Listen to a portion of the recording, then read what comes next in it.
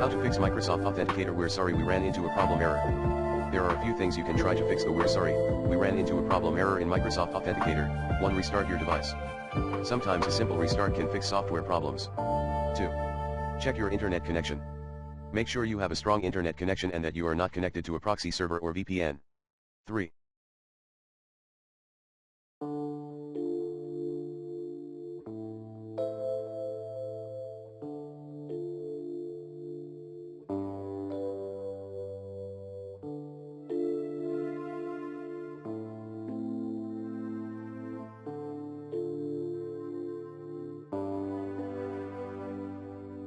Update the Microsoft Authenticator app. Make sure you have the latest version of the Microsoft Authenticator app. 4.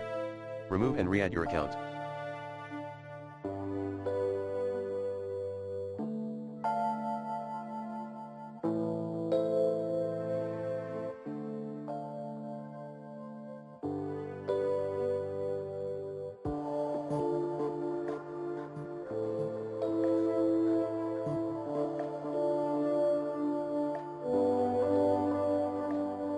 In the Microsoft Authenticator app, go to Settings, Manage Accounts, Remove Account.